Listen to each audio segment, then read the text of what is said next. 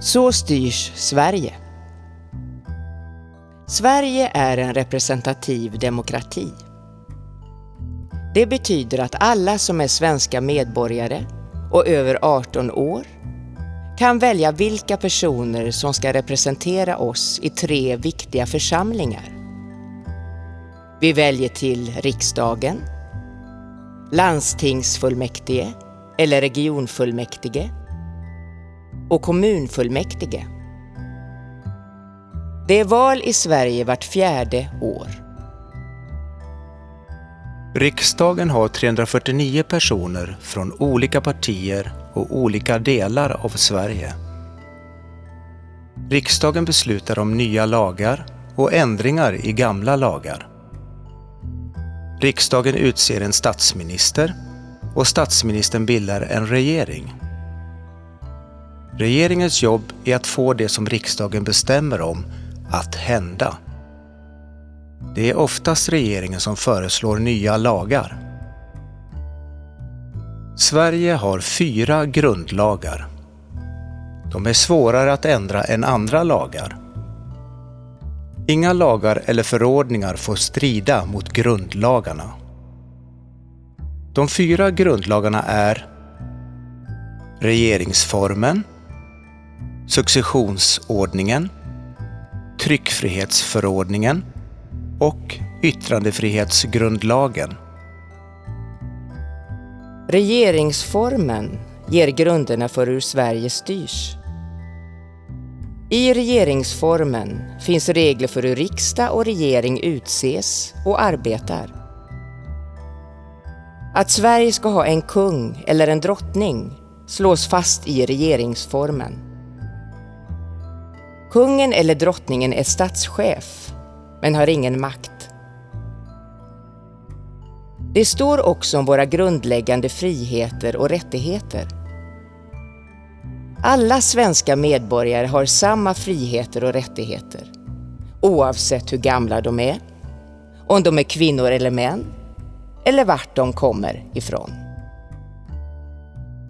Successionsordningen bestämmer vem som blir ny kung eller drottning när den gamla dör eller inte längre vill vara kung eller drottning. Det är det äldsta barnet som blir ny kung eller drottning.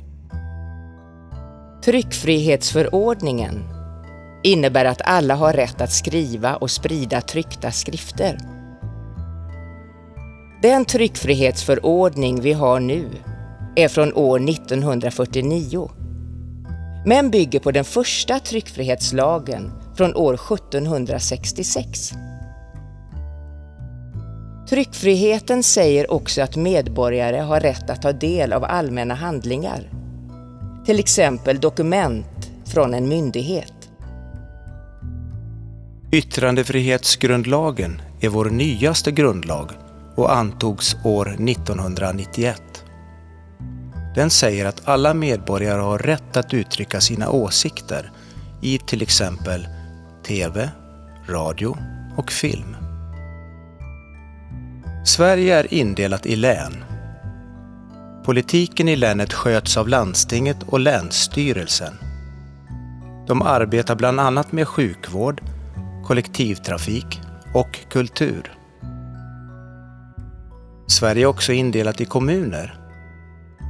I varje kommun finns ett kommunfullmäktige som beslutar om till exempel förskola, skola, äldreomsorg, vuxenutbildning, SFI och kultur.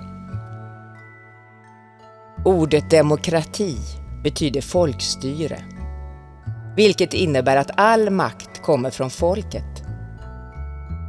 I en demokrati har medborgarna ett gemensamt ansvar för det samhälle de lever i. Därför är det viktigt att alla människor deltar i att utveckla samhället. Då skapar vi vår gemensamma framtid. Du kan till exempel bli medlem i ett politiskt parti eller i ett ungdomsförbund. Genom politiken kan du tillsammans med andra arbeta för det samhälle du tror på. Du kan också bli medlem i en förening eller organisation som arbetar för något som du tycker är viktigt. Till exempel miljö, kultur, idrott, religion eller djurens rätt. Det är viktigt att vi alla deltar i samhället. Det är vi tillsammans som är samhället. Och det är vi tillsammans som skapar hur vårt samhälle ska se ut och vara.